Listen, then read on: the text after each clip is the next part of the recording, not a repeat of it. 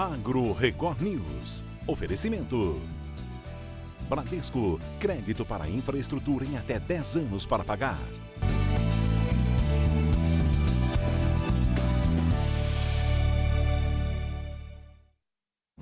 Oi, bom dia para você. O Agro Record News está no ar. Olha, comer o básico arroz com feijão está ficando bem pesado para nós brasileiros. O preço dos dois alimentos disparou nas últimas semanas. Sabe aquela dupla inseparável que dá água na boca de quase todo brasileiro? Infelizmente, a alta de preços chegou até nessa refeição, a mais básica do dia a dia. Quem não abre mão de arroz com feijão no almoço e jantar tem gastado muito mais. Fica cada vez mais difícil, né? O feijão eu até passo um pouco sem, mas do arroz é mais difícil.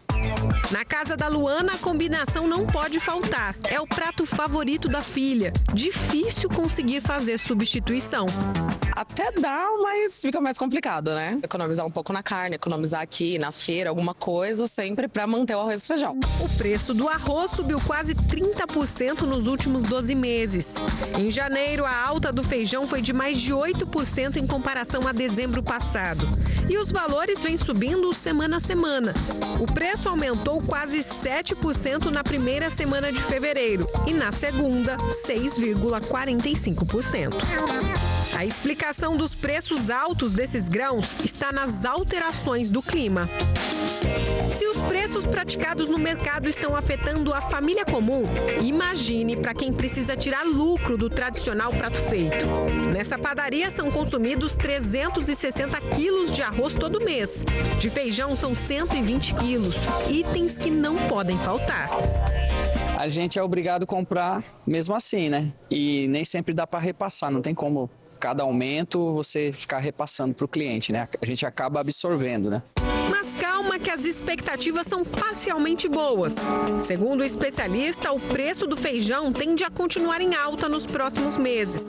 Já o arroz deve baixar de custo. O arroz, este ano aqui, começa a safra agora. Então, a tendência é que comece já a cair de preço. Já aparece algumas quedas de preço. O preço já não está no pico mais. Essa tendência de baixa em pelo menos um dos itens dessa combinação perfeita, acho que dá para dizer assim, é um fôlego. Débora está realmente chocada. Ela acaba de pagar R$ 31,90 no pacote de 5 quilos de arroz. Isso que ela escolheu um supermercado que vende no atacado, que costuma ter preços menores. Fui lá pegar o arroz, quando eu vi eu pagava sempre R$18, R$19. Hoje olhei o preço R$ 31,90. Um absurdo. Débora tem conseguido economizar usando menos feijão no dia a dia. Ela também está segurando as receitas favoritas da família que levam muito arroz e que todo mundo se esbalda. Mas assim que o preço baixar, ela já até sabe. A comemoração vai ser com um baião de 2. Porque daí eu volto a fazer meu baião de 2, que eu gosto bastante, meus meninos também. É a promessa. Amêndoas brasileiras se destacaram no principal concurso mundial de cacau. Produtores do Pará e da Bahia foram premiados. O Brasil já foi o maior produtor de cacau do mundo. Hoje ocupa a 6ª posição. Mas a qualidade e a sustentabilidade da amêndoa brasileira vem ganhando cada vez mais destaque. No início de fevereiro, o Cocoa Excellence Awards, realizado em Amsterdã, na Holanda, premiou 3 amostras de amêndoas nacionais, 2 do Pará e 1 da Bahia. O produtor, Robson Brogni, do município paraense de Medicilândia, levou a medalha de prata. Esse prêmio é de grande importância para todo o Brasil, mas principalmente para o estado do Pará, que há pouco tempo era visto apenas como um produtor de cacau visando a quantidade e não a qualidade. E um prêmio a nível mundial é uma grande vitrine. Atualmente, o Pará é líder da produção de cacau no Brasil. Em 2023, o estado colheu cerca de 150 mil toneladas. O evento é realizado a cada 2 anos e tem por objetivo promover a sustentabilidade das cadeias de valor do cacau, criar oportunidades de negócios e compartilhar inovações. Nesta edição, o prêmio reuniu 222 amostras de grãos de cacau de 52 países. As amêndoas brasileiras passaram por avaliações internas quanto aos padrões físico-químicos e critérios sensoriais antes de serem inscritas na Holanda. Essa competição ela avalia a qualidade do cacau, principalmente a sua qualidade sensorial, seus atributos sensoriais. As amostras que foram selecionadas brasileiras ficaram entre 50 melhores amostras de cacau do mundo e foram selecionadas especificamente baseadas na sua sustentabilidade e na sua qualidade. Então esse é um marco para a cacauicultura brasileira, porque pela segunda vez consecutiva nós estamos com 3 produtores medalhistas numa competição internacional.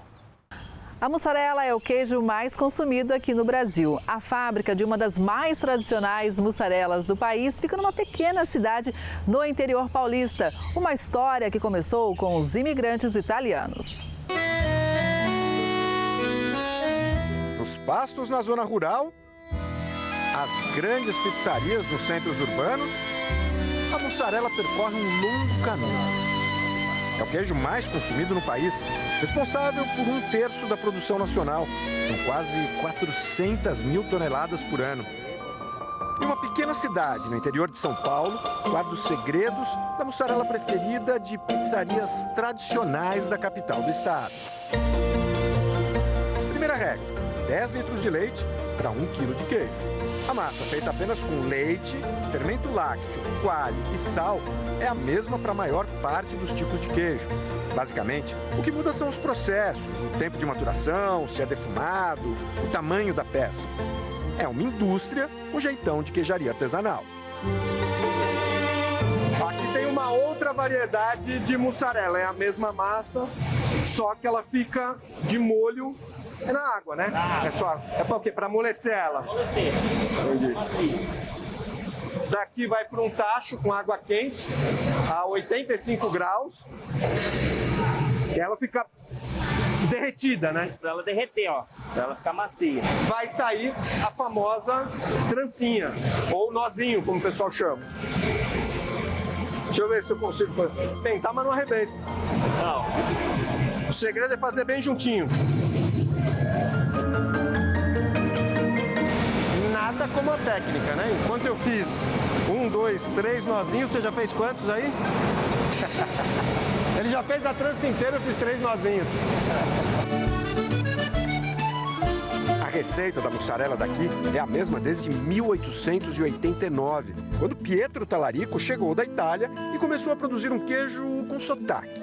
O filho Rocco seguiu com os negócios, que depois foram passados para o neto, Miguel Peta. E quando Miguel morreu, o filho dele, o Roque, também conhecido por Rony, abandonou a profissão de engenheiro para assumir a fábrica. Foi pegando, assumindo. Eu sinto que foi uma escolha boa, porque senão eu não teria sucesso, não iria para frente, né? E o Rony já prepara o sucessor. Desde o começo, né, meu tio sempre mostrou que era a alma do negócio, né? Que era a essência de como a gente trabalha. Então é assim, é uma coisa que a gente não abre mão, é da nossa essência.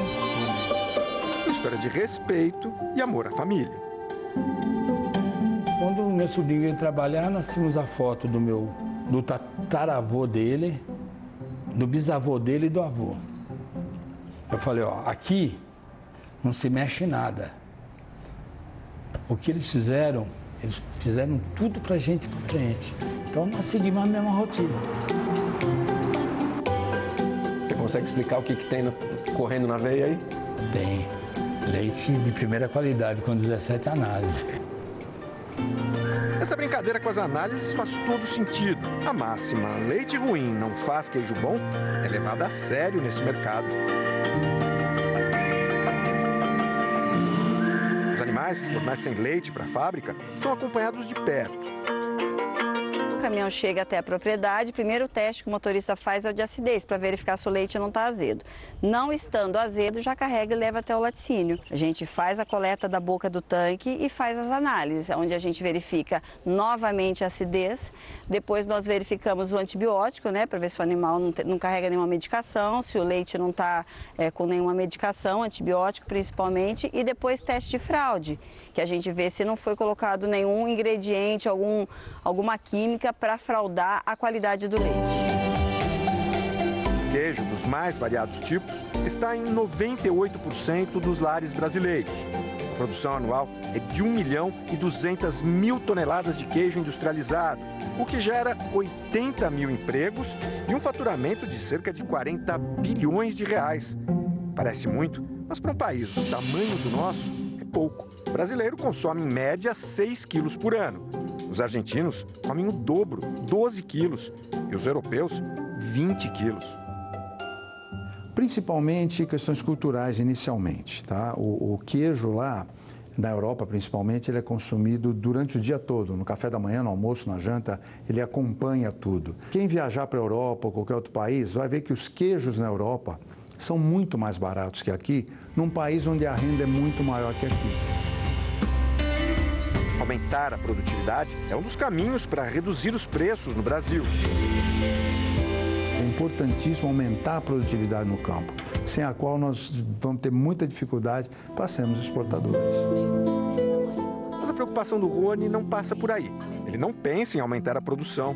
Quer mesmo é manter a qualidade e honrar a receita da família. Cada pedaço de queijo desse é uma história. Tem um momento, uma coisa importante, né? Você é feliz aqui? Muito. E emotivo, né? Tá bom. Obrigado, né?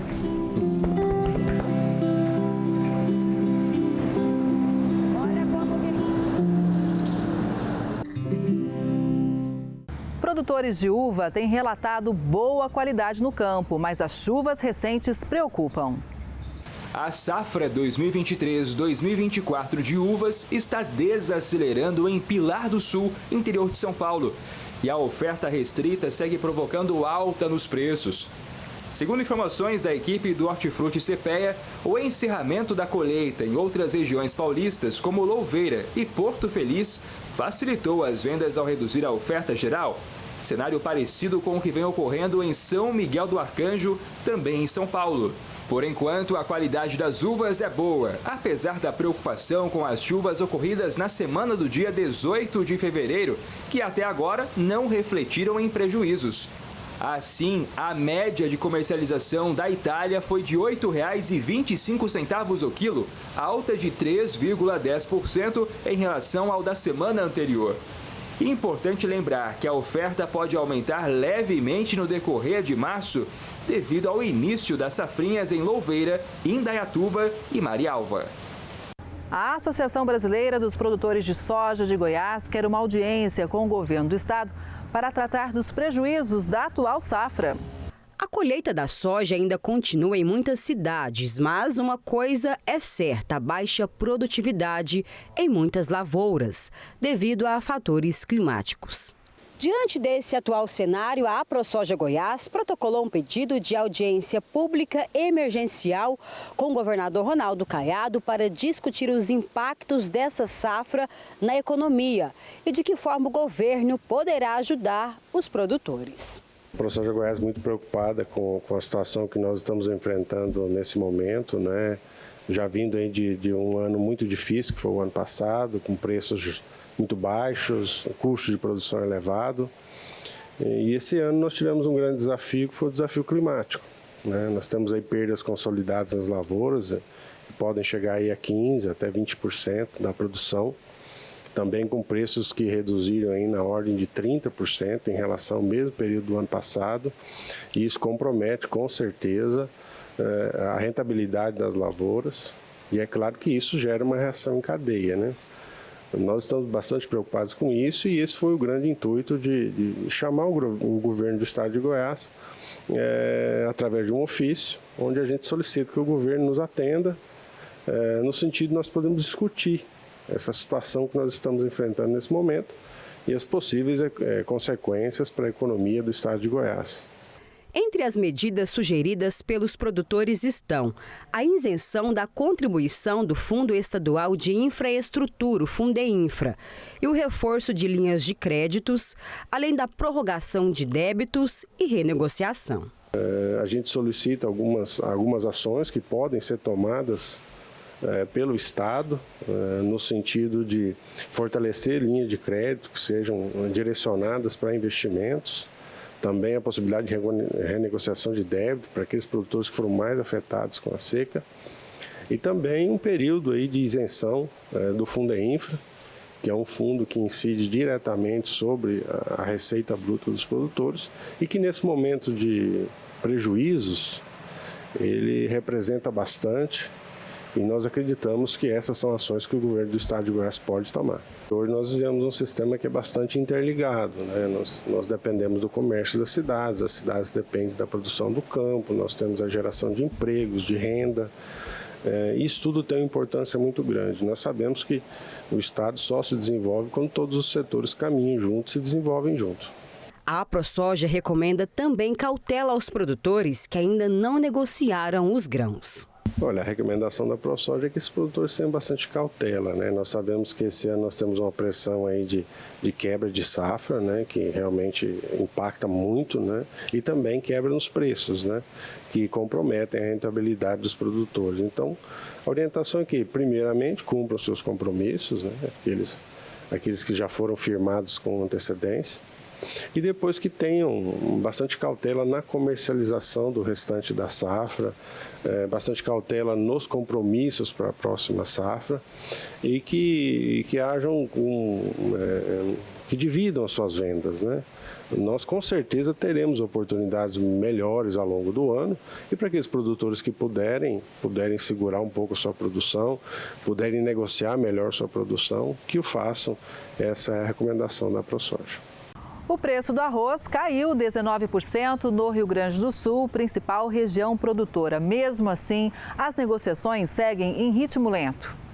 Levantamentos do CPEA mostram que os preços do arroz em cascas seguem em queda há 6 semanas, conforme o indicador CPEA do Rio Grande do Sul, com pagamento à vista. Desde o dia 9 de janeiro, quando foi registrado o maior valor da série histórica do CPEA, iniciada em 2005 para o produto, o recuo é de expressivos 19%. Segundo pesquisadores do CPEA, compradores permanecem ausentes das negociações no spot, aguardando a entrega mais efetiva de arroz da nova safra. Engenhos dão preferência ao produto depositado, reforçando a baixa liquidez de negociações. Você aí sabe como é a produção de tofu? A repórter Carolina Rabelo foi até uma fábrica e traz os detalhes. Textura firme, mas macia.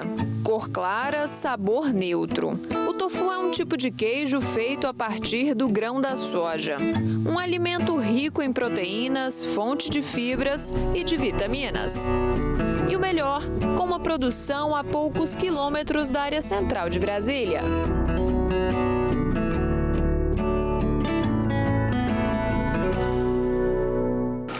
E para conhecer de perto essa produção, nós viemos em Taguatinga Norte para falar com a família Watanabe. Afinal, eles chegaram aqui em 1998 com essa produção especial, que é uma produção que veio passando de geração em geração, né, Raquel? Verdade, Carol. É uma produção familiar que deu início realmente em 1998 com minha mãe Olga, né? Iniciou então para preservar e resgatar a culinária japonesa, no caso, trazendo para o paladar brasileiro o tofu, que é um queijo de soja, né? Traz muito benefícios à saúde. Olha que legal. E aqui vocês têm essa produção de soja ou vocês trazem de outros estados? Bem, a soja nós trazemos de outros estados. Por exemplo, trazemos de Santa Catarina, Paraná. Compramos aqui mesmo no Padef, né, dos produtores locais, e também de Lusiânia. A soja de Lusiânia, né, tanto a de Santa Catarina e Paraná e Lusiânia, elas são certificadas.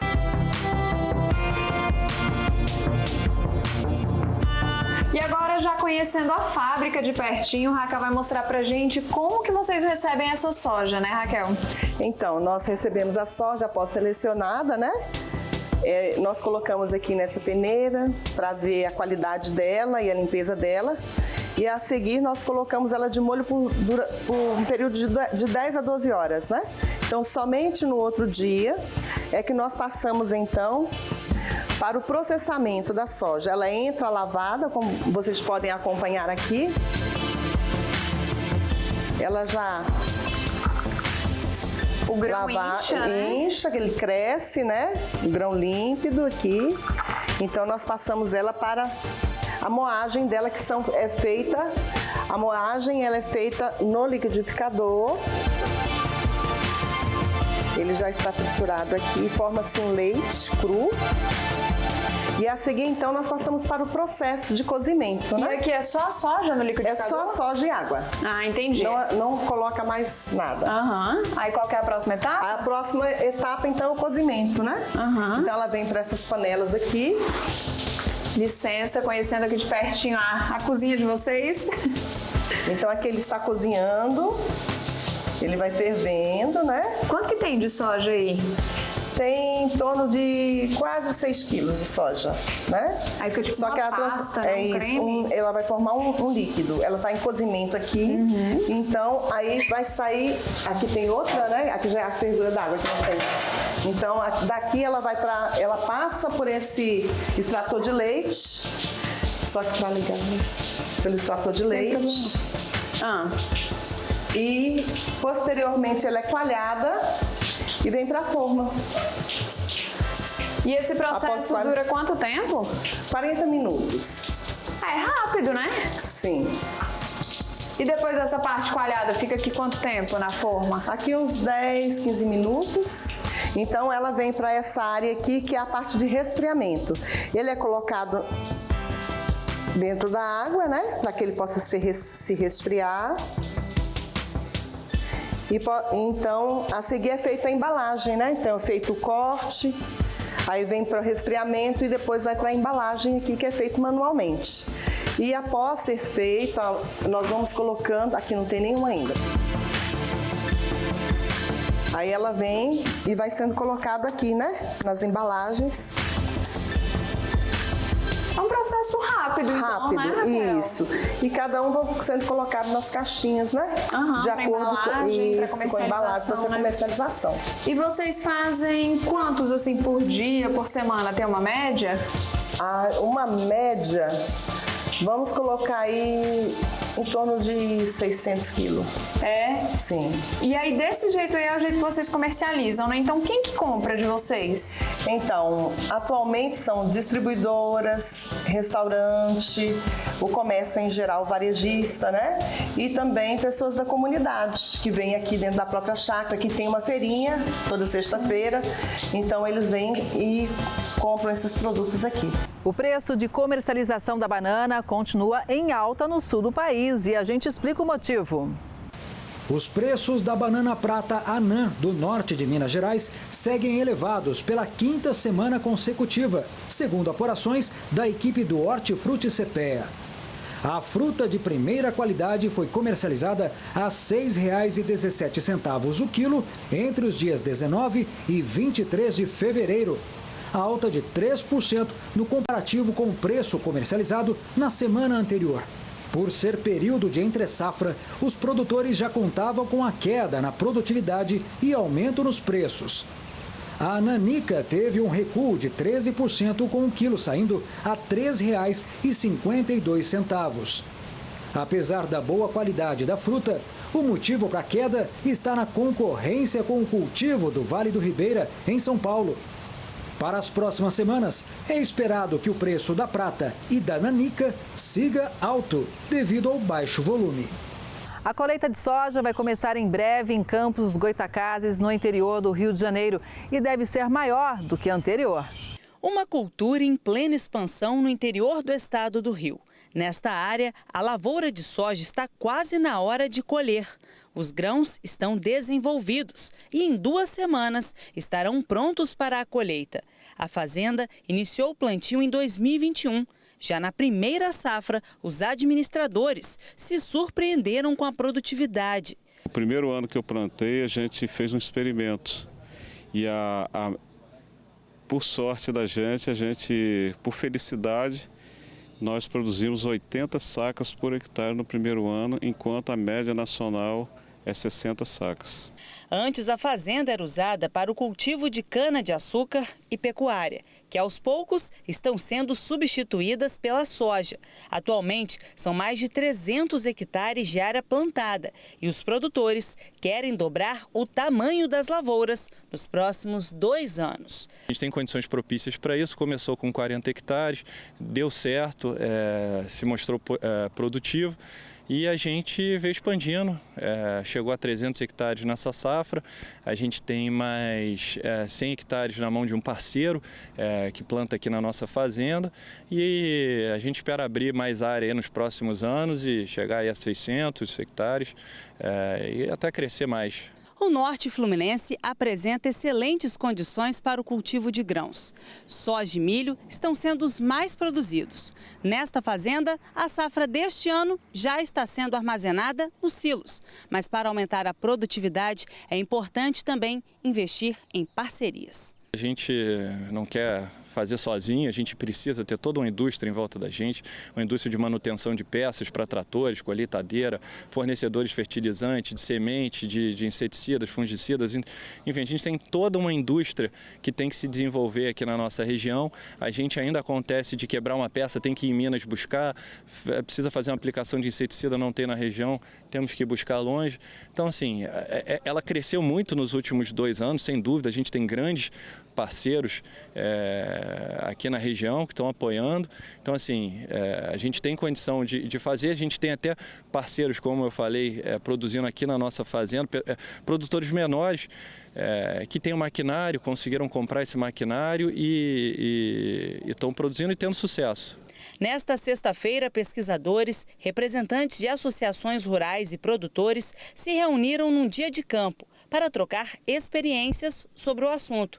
Grandes fazendas de Campos e Macaé servem como referência no cultivo, iniciado na região há pouco mais de 6 anos. É uma realidade aqui na nossa região da soja, não é um teste só, tendo em vista inclusive com o Porto do Açúcar aqui perto, nós estamos com a equipe do Porto do Açúcar que nós convidamos para falar sobre a dinâmica de exportação de grãos.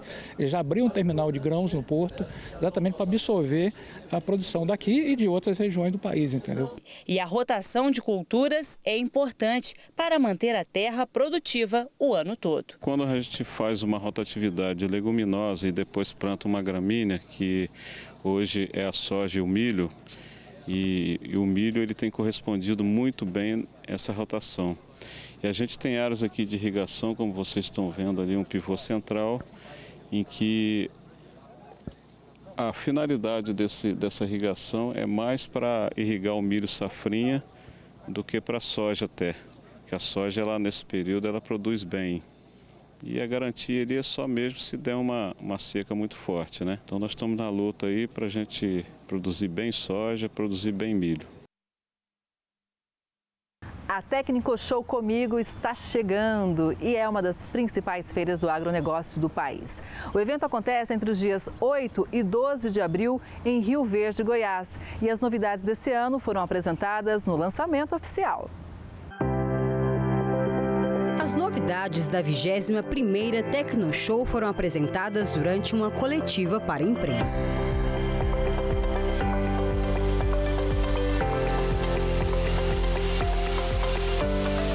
A feira é considerada uma das maiores do país. No ano passado, durante os 5 dias, foram comercializados mais de 11 bilhões de reais. Mesmo diante do atual cenário na agricultura por conta da baixa produtividade da soja, provocada pelos efeitos climáticos, a expectativa é boa. No ano passado nós tivemos aí 11 bilhões de negócios realizados e 138 mil visitantes, 650 expositores e 13 embaixadores. 96% do espaço aqui da Tecnoshow já foi comercializado. O restante ainda está em fase de negociação. E a partir do dia 8 de abril, os corredores vão ser tomados com muita tecnologia. Foram apresentadas melhorias no estacionamento, banheiros e pavilhões. Os locais foram ampliados.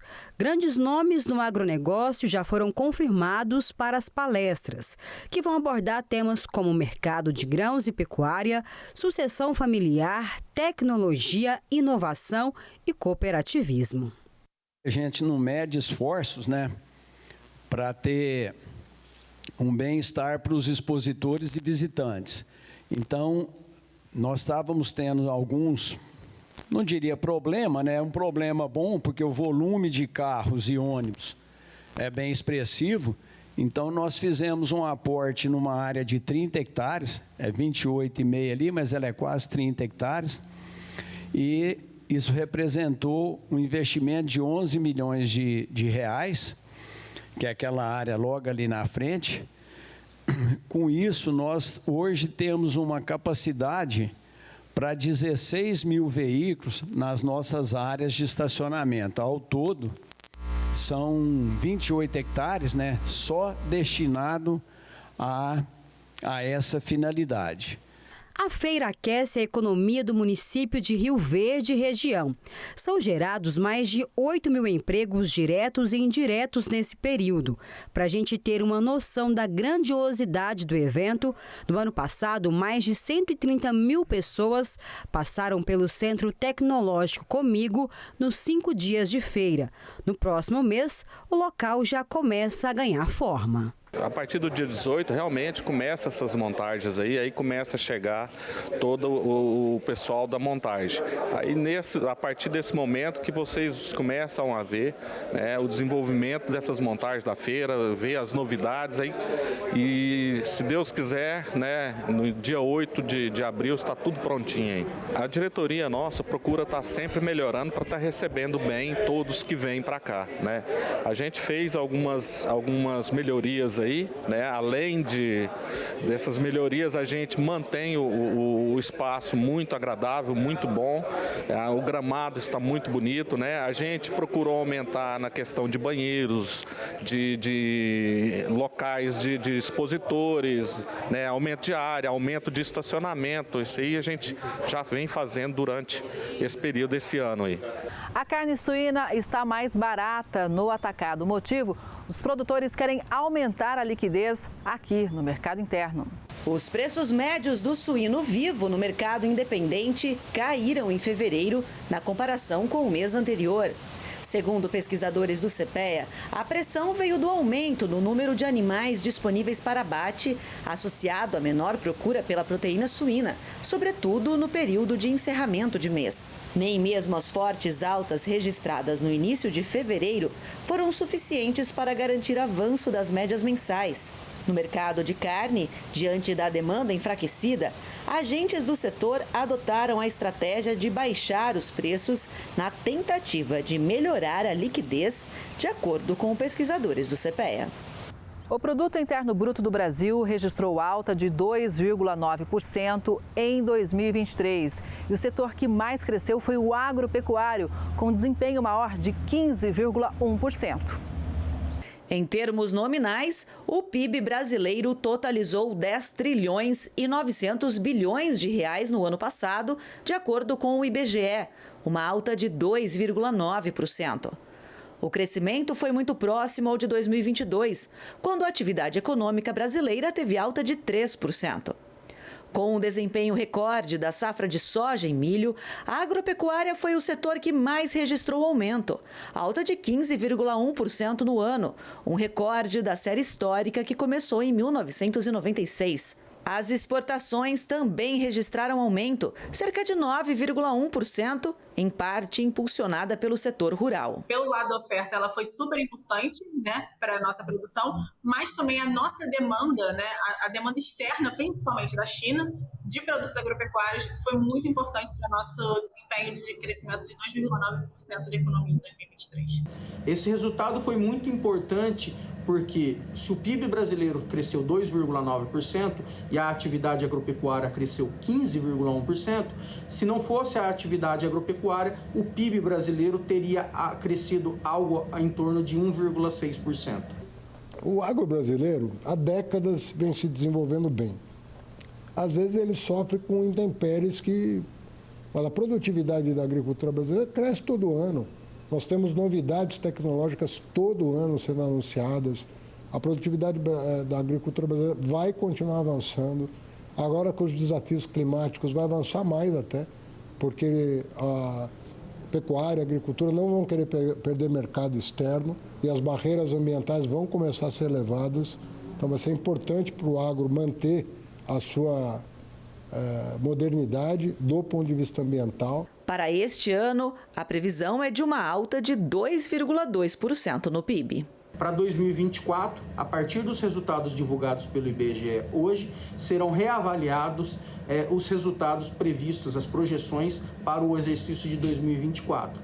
Mas já podemos adiantar que, para a atividade agropecuária, dados os impactos adversos do clima na produção em todo o Brasil que estamos observando ao longo de 2024, associado ao aumento de custo do consumo intermediário, nós devemos ver uma retração do PIB da agropecuária entre 0,5% e 1% previsto para 2024.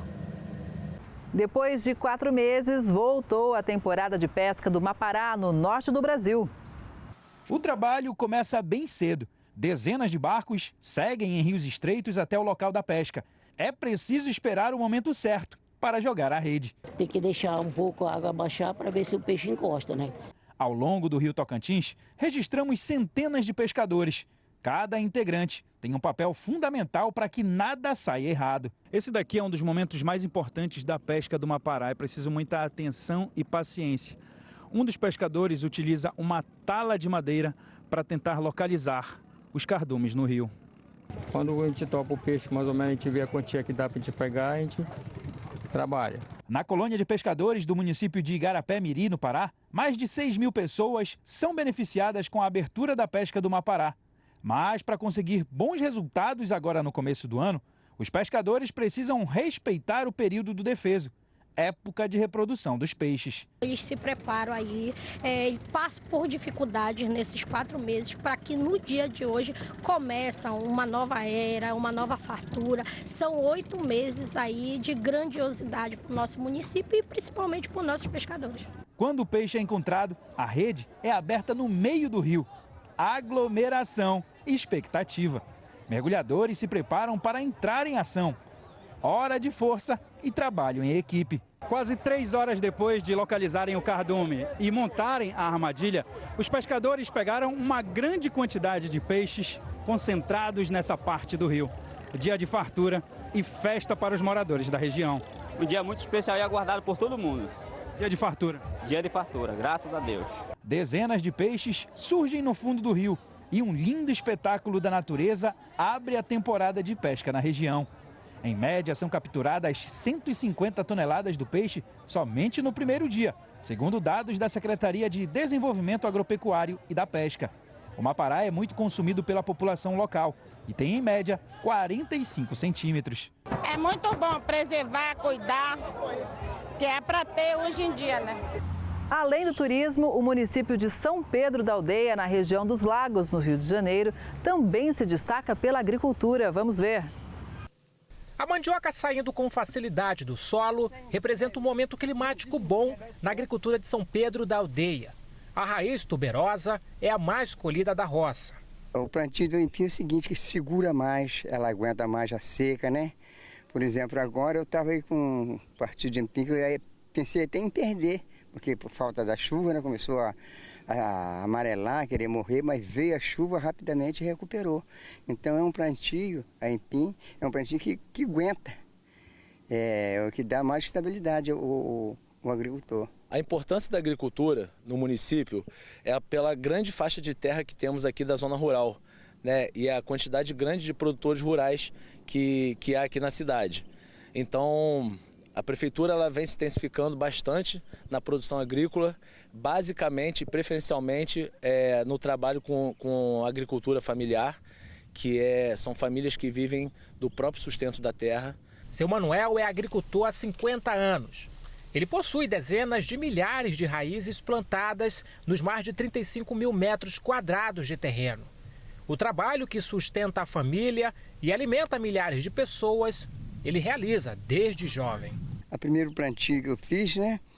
E vi como aquilo ali germinou, deu bom plantio. E dali eu me despertou em mim a vontade de ficar. Até hoje. Estou até hoje. Ele faz parte de centenas de agricultores que ajudam a fomentar a economia do município aldeense. Além da mandioca, outra farta plantação é a da banana, que já está perto de ser colhida. A Secretaria de Agricultura atende aproximadamente 160 produtores rurais por todo o município. Somente no ano passado, mais de 500 horas de preparação do solo, como este que nós estamos aqui, para a produção da mandioca, foram realizadas para a produção agrícola. Os produtores não possuem maquinário para realizar a preparação do solo. Por isso, a Secretaria disponibiliza o serviço em todas as áreas rurais, espalhadas pelos bairros do Retiro, Parque Arruda, Botafogo, Boa Vista, Três Vendas e Serjeira. A gente conseguiu a compra de outro trator que vai duplicar o trabalho na produção rural. Vai ser um trator que vai chegar agora, daqui a um mês mais ou menos, né? A expectativa é que chegue, né? Depende muito do fabricante. E a gente já vai começar trabalhando e tentar duplicar o ano 2024 na produção, assim ajudando mais produtor rural ainda. É um trabalho, né, que merece destaque. Com certeza. A gente mesmo fala, né? O que seria do Brasil se não fosse a agricultura? A agricultura é o cargo-chefe e é o que maior levanta o PIB do Brasil. Então a gente tem que focar na agricultura, nas cidades que têm agricultura, e o estado do Rio tem cada vez crescendo mais a parte da agricultura. Uma ferramenta tem ajudado o produtor rural a alimentar o gado. É o coxo inteligente. Nós viemos conhecer os coxos inteligentes, que funcionam como um grande self-service, e se destaca quem for mais econômico. Pode até não parecer, mas esses touros estão se preparando para uma prova muito importante. E ela envolve exatamente isso: comida, ou melhor, a eficiência alimentar dos animais participantes. Esses touros, eles chegaram há cerca de 3 semanas, então estamos finalizando um período de adaptação ao curral e adaptação à dieta. Então, o objetivo é identificar os animais mais eficientes. E, paralelamente a isso, por serem touros, toda a avaliação reprodutiva é de grande importância para a identificação dos animais melhoradores. A ferramenta que permite o controle de consumo individual é o coxo inteligente. Ele informa dados importantes sobre as porções diárias da dieta dos bovinos aos produtores. O coxo inteligente, ele tem a capacidade de forma automatizada de nos trazer informações a respeito do consumo do animal, consumo de alimento do animal, consumo de água também, e a plataforma de pesagem voluntária também nos traz informações a respeito do peso dos animais. E isso acontece de forma diária e individual. Os coxos eletrônicos possuem comedouros que registram a quantidade de alimento consumido por cada animal. A identificação dos touros é feita por um chip implantado na orelha. Todo esse sistema auxilia o produtor rural em uma matemática simples. O animal come menos, engorda mais, o que resulta em uma eficiência muito maior. A gente usa principalmente o consumo para um cálculo de medida de eficiência alimentar. Então, eficiência alimentar é a capacidade que esse animal tem de converter o que ele come, o alimento, em peso.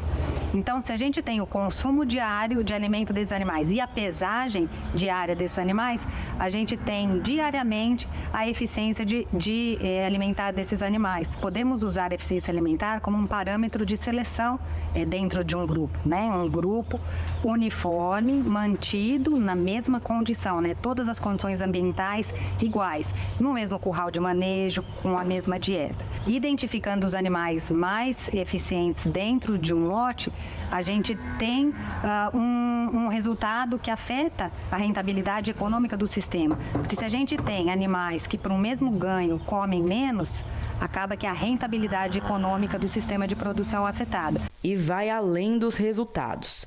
Os coxos também são uma alternativa de sustentabilidade. Esses animais comendo menos, eles defecam menos, então menos resíduos ambientais. Nós nos preocupamos somente com mensuração de consumo de alimentos. E o consumo de água é deixado de lado. Mas o consumo de água, nós sabemos que influencia diretamente o consumo de alimentos. Então, eles estão positivamente correlacionados. E hoje, quando a gente fala de água e sustentabilidade ambiental, não dá para a gente fugir do consumo de água. Então, o consumo de água eficiente. Os animais mais eficientes no consumo de alimento, mas por que não identificar também os animais mais eficientes no consumo de água? Para quem está há pouco tempo no ramo, ter contato com uma tecnologia tão avançada traz perspectivas de como serão os próximos anos na área. Eu enxergo como sendo o futuro, porque eu acredito que é uma ferramenta que tende a ajudar bastante a gente da pecuária, todo mundo, porque a gente consegue, através dessa tecnologia de medir o consumo, tanto de alimentação como de água, selecionar melhores animais. Então, o melhoramento genético, esses coxos são um ponto primordial para o melhoramento genético. Então, a gente consegue ter um crivo de um animal que é melhor, tem uma melhor eficiência, tem uma melhor alimentação, melhor consumo. Então, para mim, é o futuro, esse é o futuro. Por causa da inflação, os preços de alimentos básicos dispararam na Turquia. Um exemplo são as lentilhas. O preço das sopas à base de lentilha e feijão aumentou nos restaurantes. A porção da sopa custava entre 15 e 20 liras, cerca de R$ 2 a R$ 3 no ano passado. Agora custa pelo menos 35 liras, o equivalente a pouco mais de R$ 5. Por causa da alta nos preços, os clientes estão jantando fora com menos frequência. Proprietários de restaurantes enfrentam uma queda nas receitas. Com a alta nos custos com ingredientes e serviços públicos, não existe outra alternativa senão aumentar os preços nos menus. Em janeiro, a taxa de inflação anual do país subiu para 64,86% e registrou uma alta no custo dos alimentos em 69,71% em termos anuais, de acordo com o Instituto de Estatística Turco. O país é um grande consumidor de feijões e lentilhas, mas a produção interna diminuiu significativamente devido à implementação ineficaz de subsídios agrícolas e outras medidas econômicas. O país importa agora 60% das leguminosas. Em 2007, a produção total foi em torno de 500 mil toneladas. Em 2023, a produção foi de 50 mil toneladas. Em troca, há uma pressão de longo prazo sobre os preços das lentilhas. Para conter os aumentos nos valores, que foram exacerbados pelo declínio do valor da lira turca, o governo do país anunciou que vai renunciar a todas as tarifas sobre as lentilhas importadas desde o início de fevereiro até o final de junho. Analistas dizem que será um desafio reduzir o valor dos alimentos a curto prazo, enquanto a lira enfrenta dificuldades nos mercados cambiais, uma vez que a maioria dos fatores de produção na agricultura turca, como o gasóleo, rações e fertilizantes, são cotados em dólares americanos. Você vai conhecer agora a fazenda que produz o café orgânico, considerado o melhor do estado de São Paulo. A nossa equipe viajou até Socorro. Estamos na Fazenda do Barreiro e é daqui que sai o café eleito como o melhor grão orgânico em concurso da Secretaria de Agricultura do Estado em 2023. Mas a vocação da região para o plantio de café não é de agora. Vem desde o século XIX, como explica o engenheiro da CAT. Esse concurso, ele possibilita a valorização das regiões cafeiras do estado, né? Ele possibilita a abertura de novos mercados, né? Nós aqui estamos numa região turística e o café aqui é uma cultura tradicional, relata-se desde 1840 e nós sempre tivemos essa questão da cafeicultura presente na região, né? E isso vem a atrelar o turismo, né? Os nossos consumidores são cada vez mais exigentes em relação à bebida do café e nós estamos na região com potencial para a produção de cafés de qualidade, cafés especiais. O João Paulo Capobianco, dono da fazenda, é de uma família do sul de Minas, onde cresceu junto à produção ostensiva do chamado ouro verde. De fato, a minha vida está muito ligada ao café em função da origem familiar. Meu avô era um grande produtor de café no sul de Minas, na região de Guaxupé. E nós vivíamos lá, as férias todas. Naquela época as férias eram muito longas, eram 3 meses de férias, de dezembro a fevereiro, final de fevereiro, depois vinha julho. E o que nós mais gostávamos era de ficar na fazenda. Então, a gente vivia essa realidade. E era uma cultura da família, né? Toda a família era muito ligada na questão do café. Ele conta ainda que desde sempre pensava em um manejo sustentável na produção de café. Quando eu e uma mulher, Luciana, decidimos iniciar uma atividade de produção, o pressuposto fundamental era que fosse café orgânico, porque tem a ver com a nossa visão de mundo, né? Nós acreditamos que a produção, todo o nosso agronegócio deve caminhar para o uso cada vez menor de insumos químicos, de agrotóxicos. Tal. Ele e a esposa Luciana convidaram a nossa equipe para um cafezinho. Aliás, cafezinho não, um senhor café, delicioso e premiado.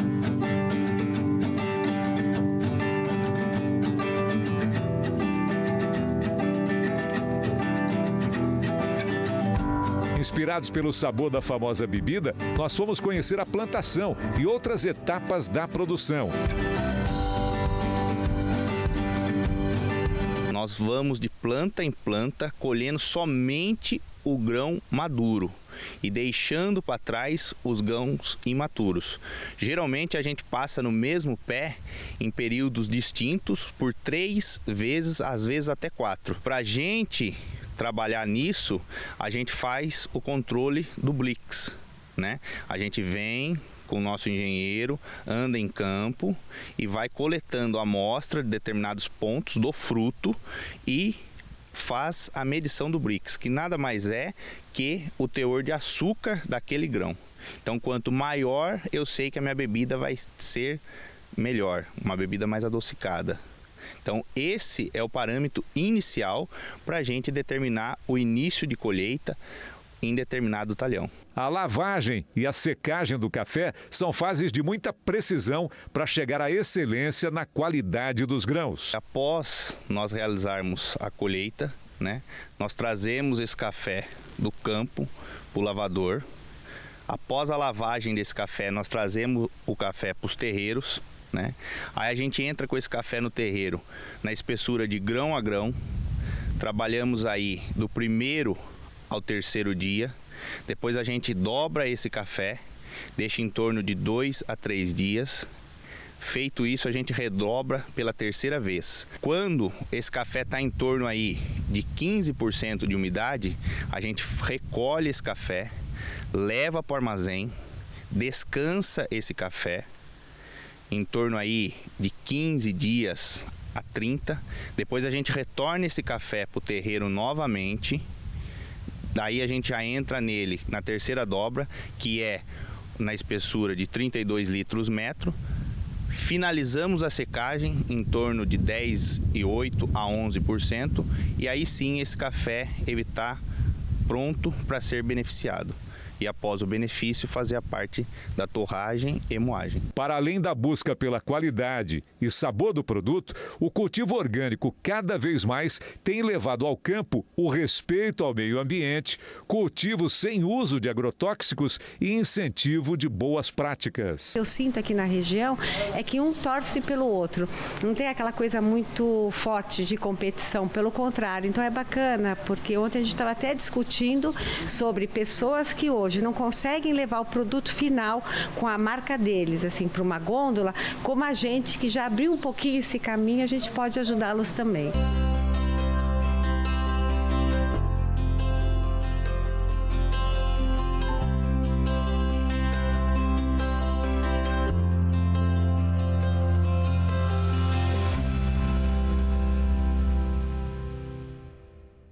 Os preços do açúcar cristal estão em movimento de baixa no mercado interno. A gente explica os motivos. Após atingirem a casa dos R$ 148 a saca de 50 quilos na semana do carnaval, os preços do açúcar cristal branco voltaram a cair nos últimos dias no mercado spot do estado de São Paulo. Segundo pesquisadores do CPEA, a demanda retraída com compradores adquirindo apenas pequenas quantidades para necessidades mais imediatas explica o movimento de baixa nas cotações. Diante da menor procura, agentes das usinas ofertaram o cristal branco a preços inferiores, mesmo com o volume restrito disponível neste período de entre-safra. De 19 a 23 de fevereiro, a média do indicador foi de R$ 146 para a saca de 50 quilos, queda de 1% em relação à do período anterior. Cada vez mais mulheres estão no agronegócio brasileiro, mas muito espaço ainda deve ser conquistado. No mês em que é considerado o Dia Internacional da Mulher, a gente mostra como a nossa presença impacta esse setor tão importante. Cerca de 1 milhão de mulheres administram empreendimentos no campo no Brasil. Atualmente, elas são responsáveis por mais de 30 milhões de hectares. O número parece alto, mas corresponde a apenas 8,4% da área total ocupada pelos estabelecimentos rurais no país. Os dados são de um estudo do Ministério da Agricultura, Pecuária e Abastecimento, em conjunto com a Embrapa e o IBGE. As mulheres já avançaram muito e hoje ocupam lugares inimagináveis até pouco tempo. Do campo aos cargos de liderança. A equidade de gênero ainda está longe, mas elas estão se preparando cada vez mais para isso. Eu acho que lá atrás, quando a gente percebia que tinha poucas colegas cursando agronomia, pouquíssimas, raríssimas meninas, entrando para trabalhar em multinacionais, hoje, infelizmente, como eu falei, a gente já vê um cenário bem diferente. A gente já vê, sim, mulheres ocupando mais espaço em cadeiras menos ou mais estratégicas, mas em todas as posições. E no escritório, numa multinacional ou no campo onde foram criadas, elas se destacam. E muitas fazem questão de mostrar isso. Essa propriedade em Boa Esperança do Sul, no interior paulista, produz soja e também sentiu os efeitos climáticos. Por aqui, o plantio foi feito em 3 etapas e a colheita está na segunda fase. As decisões aqui são tomadas por uma mulher e não é difícil perceber isso. Quando eu quis a máquina rosa, o meu intuito era mostrar a força da mulher no agro e que a mulher realmente está no agro, trabalhando no dia a dia, na roça, produzindo, plantando, colhendo. Nesta fazenda de 350 hectares, a colheita está a todo vapor. A Ana Paula tem mais 3 máquinas, além da Rosa, e também presta serviços para outros produtores. Ela tem cerca de 30 anos de história no agro e vem percebendo as mudanças. 30 anos atrás era uma coisa bem difícil, A mulher já tinha mulher no agro, mas ela ficava por trás, meio que escondida. E esse mundo é um mundo muito masculino ainda, mas assim, o que eu fico feliz é de ver toda a mudança que teve hoje, até hoje, e que vem tendo ainda, Cada vez mais a mulher está mostrando o protagonismo dela no agro. E depois do pedido da máquina rosa da Ana Paula, as outras produtoras também fizeram suas encomendas. Normalmente a gente tem plotagem de tratores, A colheitadeira é a primeira vez que a gente plotou rosa, mas agora estão vindo outros pedidos e isso só mostra realmente cada vez mais a força da mulher. Sempre tiveram mulheres no agro, mas nos últimos anos, sem dúvida, com todo o movimento aí de diversidade e inclusão, eu acho que isso se expandiu, ganhou mais notariedade e todo mundo está trabalhando em prol mais, de que cada vez mais tenham mulheres no agronegócio. Eu sempre quis fazer agronomia. Eu nunca tive dúvida da profissão que eu escolheria. As pessoas me perguntavam o que eu queria ser quando crescesse, eu sempre falava que seria agrônoma. Eu falei que eu quero ver muitas máquinas cor-de-rosas no campo aí, que isso vai simbolizar o crescimento da mulher. O Agro Record News de hoje vai ficando por aqui. Obrigada pela sua audiência. E claro, a gente se vê no próximo programa. Até lá!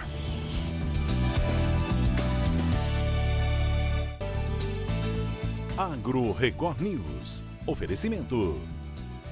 Bradesco. Crédito para infraestrutura em até 10 anos para pagar.